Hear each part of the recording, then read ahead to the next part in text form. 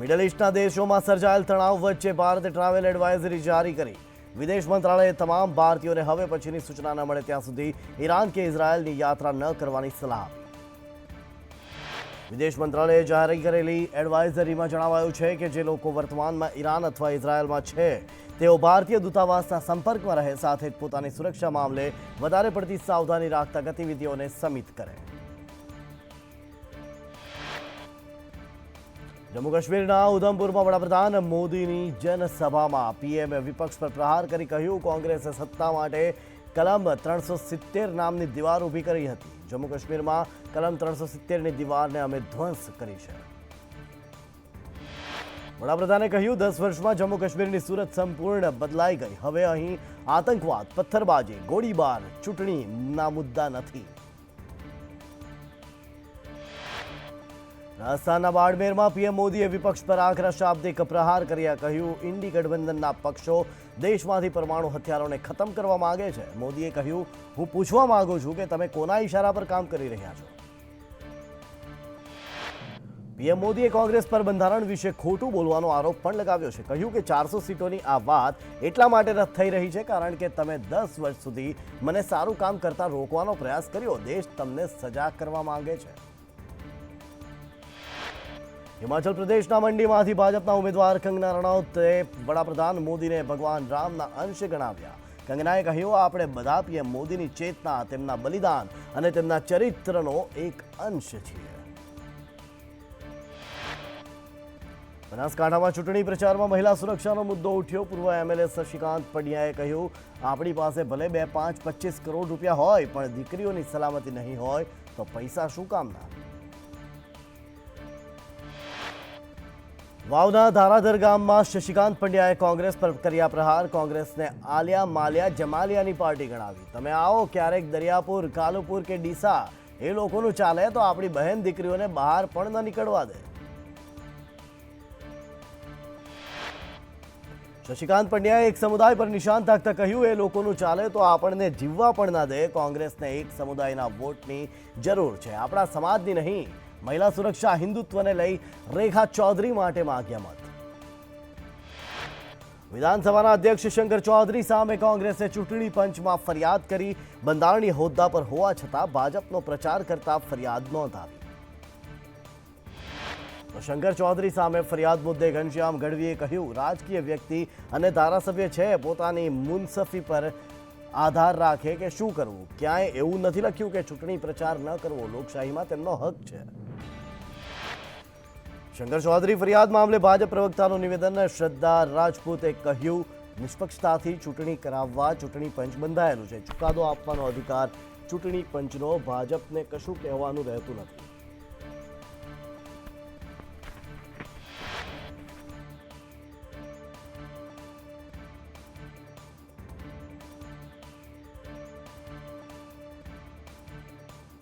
બનાસકાંઠા જિલ્લામાં જામ્યો ચૂંટણી જંગ। ગેનીબેને કહ્યું કે 1 મહિનો અને 10 દિવસથી હું પ્રચાર કરી રહી છું। મંડપથી લઈને તમામ ખર્ચ લોકો ઉપાડી રહ્યા છે। રોજે રોજ લોકોનો લાખ, 1.5 લાખ ફાળો આવી રહ્યો છે।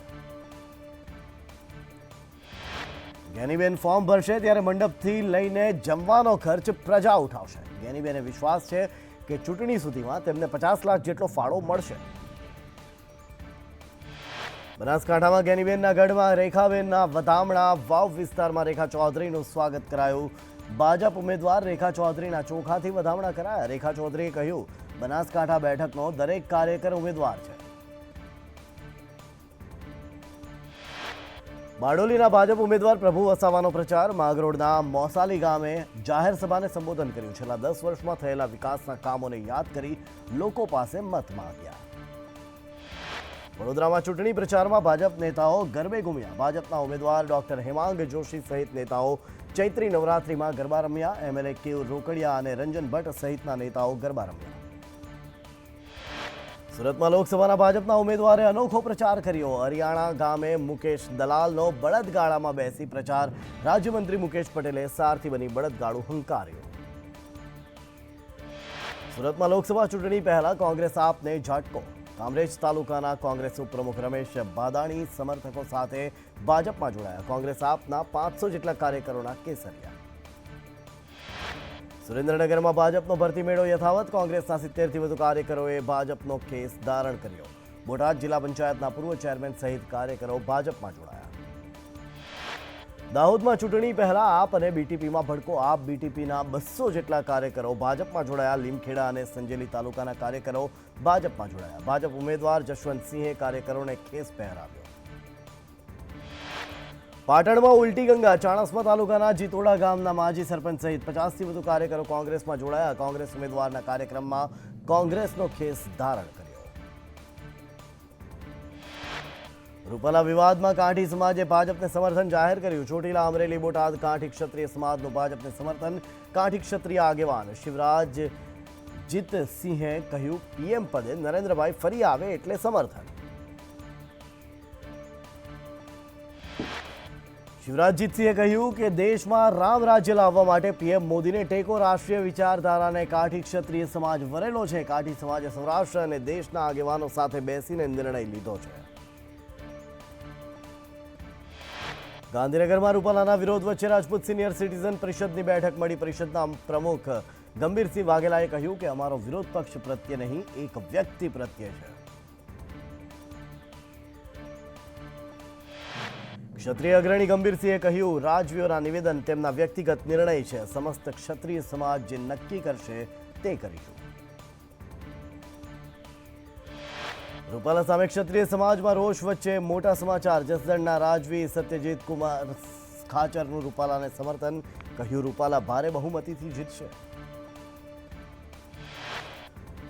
રૂપાલા વિવાદનો અંત લાવવા હવે સંતો મેદાને પડ્યા છે. અવિચલદાસજી બાદ હવે દિલીપદાસજીએ કરી અપીલ. તમામ સમાજોને શાંતિ જાળવવા અપીલ.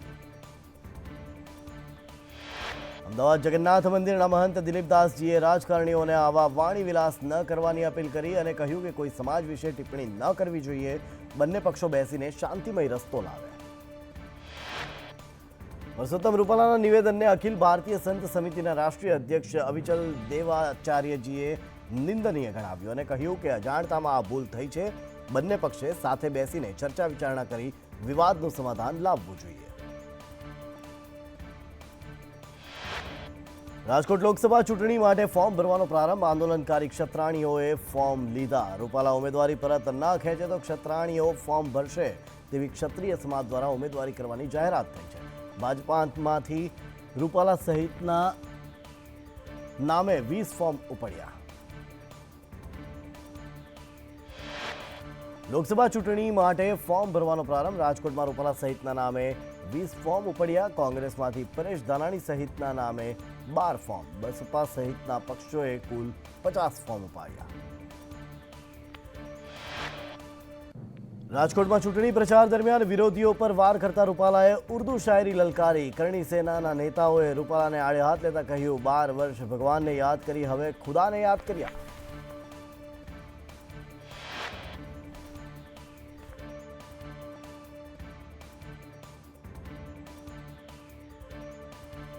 કરણી સેનાના નેતા મહેન્દ્રસિંહે કટાક્ષ કરતા કહ્યું, રૂપાલા કુશ વંશજ છે તો રામ કેમ યાદ નથી આવતા? રામના નામે વોટ માંગવાના ને વાત ખુદાની કરવાની. રૂપાલાના વિરોધમાં ક્ષત્રિય સમાજના અગ્રણી કરણસિંહે ક્ષત્રિયોને આવતીકાલ સુધી દરેક ભાજપ કાર્યાલયોએ વિરોધ કરવાની અપીલ કરી.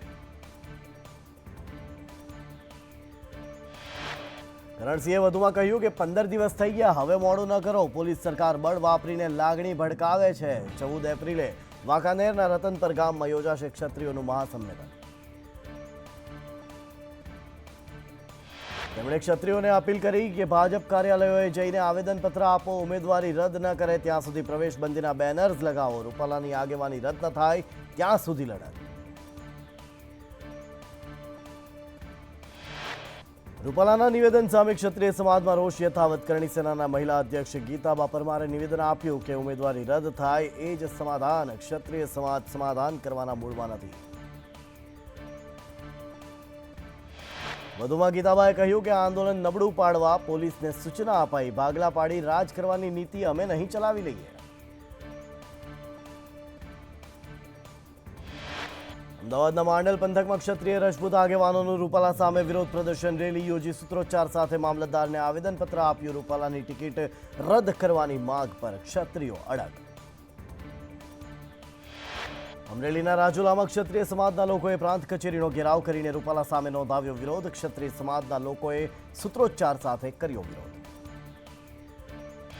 છોટાઉદેપુર જિલ્લામાં રૂપાલા સામે રોષ યથાવત. 11 ગામના રજપૂત સમાજના આગેવાનોએ પાવી જેતપુર મામલતદારને આવેદન આપ્યું. રૂપાલાની ટિકિટ રદ કરવાની માંગ સાથે રજૂઆત કરી. રૂપાલા સામે રોષ યથાવત. વડનગરમાં ક્ષત્રિયો અને રાજપૂતોએ રૂપાલાની ટિકિટ રદ કરવાની માંગ સાથે મામલતદારને આવેદનપત્ર આપ્યું. અરવલ્લી જિલ્લામાં રૂપાલા વિરોધ યથાવત. મોટી સંખ્યામાં ક્ષત્રિય સમાજ દ્વારા રૂપાલા વિરુદ્ધ સૂત્રોચ્ચાર કરી રેલી યોજવામાં આવી. ક્ષત્રિય સમાજે જિલ્લા કલેક્ટરને આવેદનપત્ર આપી રૂપાલાની ટિકિટ રદ કરવાની માંગ કરી. પરસોત્તમ રૂપાલા સામે ભડકેલી આંદોલનની આગ કચ્છમાં પહોંચી. રાપર તાલુકાના રાજપૂત સમાજ અને કરણી સેનાના આગેવાનોએ મામલતદાર કચેરીએ આવેદન આપી રોષ વ્યક્ત કર્યો. એસોસિએશન ઓફ ડેમોક્રેટિક રિફોર્મ દ્વારા સાંસદોની ગુનાહિત પ્રવૃત્તિમાં સંડોવણી મુદ્દે સર્વેક્ષણ. વર્ષ 2004થી 2019 સુધી સાંસદોની ગુનાહિત સંડોવણીની સંખ્યામાં વધારો નોંધાયો. વર્ષ 2014માં ગુનાઓમાં સંડોવણી ધરાવતા 1279 ઉમેદવારો હતા, જેમાંથી ચૂંટાયેલા 185 સાંસદોનો ગુનાહિત ઇતિહાસ છે. તો વર્ષ 2019માં 1500 ઉમેદવારની અલગ અલગ ગુનામાં સંડોવણી, જેમાંથી 233 સાંસદો ગુનાહિત ઇતિહાસ ધરાવે છે.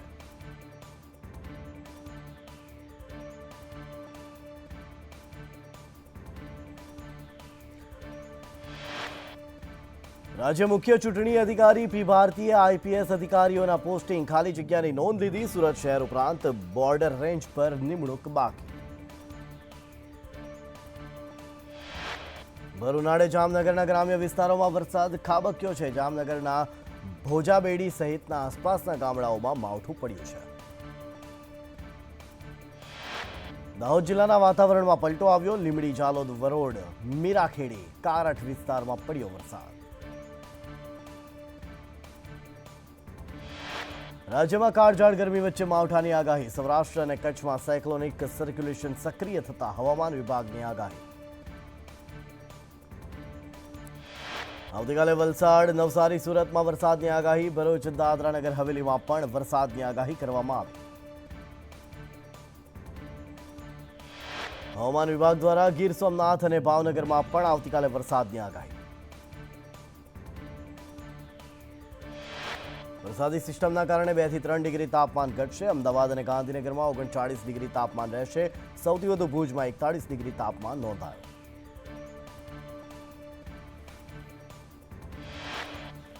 આકરા ઉનાળા વચ્ચે દેશમાં ચોમાસું વહેલું બેસે તેવી શક્યતા. હવામાન વિભાગના નિષ્ણાતોએ વ્યક્ત કર્યું અનુમાન. લા નીનોની અસરથી ચોમાસું જલ્દી બેસે તેવી શક્યતા. સામાન્ય રીતે દેશમાં 1 જૂનથી શરૂ થાય છે ચોમાસું. જુલાઈથી સપ્ટેમ્બરના ગાળામાં સારો વરસાદ થવાની શક્યતા. પશ્ચિમ તરફ આગળ વધતું ચોમાસું આપી રહ્યું છે સારા વરસાદના એંધાણ.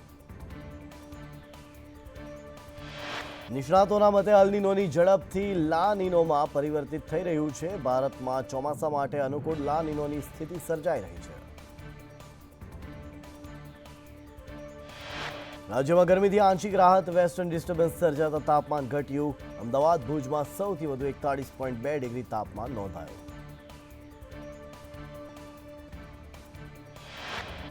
ગાંધીનગરમાં 39 ડિગ્રી, ડીસામાં 39.6 ડિગ્રી, ભુજમાં 41.2 ડિગ્રી, રાજકોટમાં 40.3 ડિગ્રી, સુરેન્દ્રનગરમાં 40.8 ડિગ્રી, કંડલામાં 38.7 ડિગ્રી, ભાવનગરમાં 37.8 ડિગ્રી તાપમાન નોંધાયું.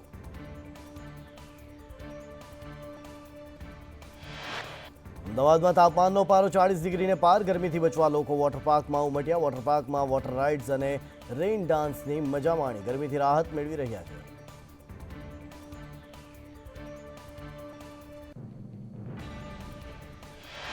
વડોદરાના કરજણ પાંજરાપોળ ગરમીથી બચાવવા પશુઓને કેરીનો રસ પીવડાવાયો. અબોલો પશુઓને 300 કિલો કેરીનો રસ અપાયો.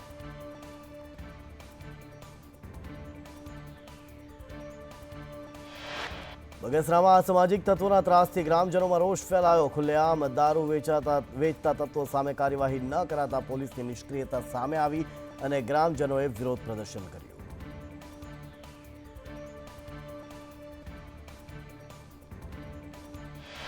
દીકરીઓની છેડતી પણ થતી હોવાનો ગ્રામજનોનો આક્ષેપ. અસામાજિક તત્વો સામે કાર્યવાહીની ઉગ્ર માંગ સાથે માવ ઝીંઝવા ગ્રામજનોએ પોલીસ સ્ટેશનનો ઘેરાવ કર્યો.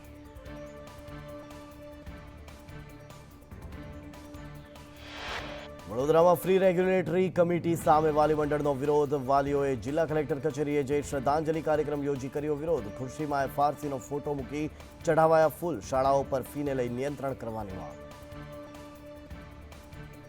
રાજ્ય સરકારે વિદ્યાલક્ષ્મી બોન્ડ યોજના ફરી શરૂ કરી.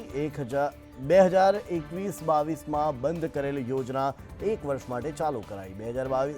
2024-25માં ચાલુ રખાશે વિદ્યાલક્ષ્મી બોન્ડ યોજના. દીકરી દીઠ 2000ના બોન્ડ આપવાની જોગવાઈ. પાણી માટે ગુજરાત અને રાજસ્થાન વચ્ચે વિવાદ. રાજસ્થાનથી ગુજરાત આવતું પાણી બંધ કરવાની ચીમકી. ગુજરાત સરકાર દ્વારા અંદાજિત 31 કરોડનું ચૂકવણું બાકી. 31 કરોડનું ચૂકવણું બાકી. રાજસ્થાનના ચીફ ઇજનેરનો દાવો. ગુજરાત દ્વારા નાણાં ન ચૂકવાતા રાજસ્થાન સરકારનો નિર્ણય. કરાર આધારિત પાણી ન મળ્યાનો કડાણા સિંચાઈ વિભાગનો દાવો. ભુજના પાલિકાએ રિંગ રોડનું સમારકામ ન કરતા દયનીય હાલતમાં છે. પરિણામે બિસ્માર રસ્તાના કારણે વાહન ચાલકોને હાલાકી વેઠવાનો વારો આવ્યો. પાલિકા સત્વરે રિંગ રોડનું રિપેરિંગ કરે તેવી લોકો દ્વારા માંગ ઉઠી છે. સાપર વેરાવળમાં ભેદી અવાજ સંભળાયાનો સ્થાનિક વ્યક્તિનો દાવો. દિવસ દરમિયાન 3 વખત ભેદી ધડાકો સંભળાયો. ભેદી ધડાકો સંભળાતા લોકો ઘરમાંથી બહાર દોડી આવ્યા. અમદાવાદ શહેરમાં નહીં સુધરે નબીરા. વાડજમાં કાર ચાલકે સર્જ્યો અકસ્માત. ફૂટપાથ કૂદીને કાર ઝૂંપડામાં ઘૂસી. અકસ્માત બાદ કાર ચાલકની દાદાગીરી. કહ્યું, પૈસાથી બધું પતાવી દઈશું. એએમસીની નબળી કામગીરીની ખુલ્લી પોલ. અમદાવાદમાં ભર ઉનાળે અમરાઈવાડીથી હાટકેશ્વર રિંગ રોડ પર પડ્યો ભૂવો. નવસારીમાં પોલીસ માટે તસ્કરો બન્યા પડકાર. છાપરા રોડ સ્થિત સિલ્વર પામ વિલામાં તમંચા સાથે ત્રાટકેલા તસ્કરોએ 7 બંધ ફ્લેટની રેકી કરી 3 ફ્લેટને નિશાન બનાવ્યા. વડોદરામાં ભાજપ ઉમેદવાર ડોક્ટર હેમાંગ જોશીનું બનાવાયું ફેક એકાઉન્ટ. પોતાના ફેસબુક પેજ પર હેમાંગ જોશીએ કરી જાહેરાત. સુરતના ઉધનામાં થયેલી હત્યામાં પોલીસે 2 આરોપીની કરી ધરપકડ. 4 આરોપી હજુ પણ પોલીસ પકડથી દૂર. સોનાના ભાવે તમામ રેકોર્ડ તોડ્યા. 10 ગ્રામનો ભાવ 75,200 સુધી પહોંચ્યો. સોનાના ભાવ 75,200 થયો. છેલ્લા 11 દિવસમાં સોનાનો ભાવ ₹7,000 વધ્યો. MCX પર સોનાના ભાવની રોકેટ ગતિએ તેજી.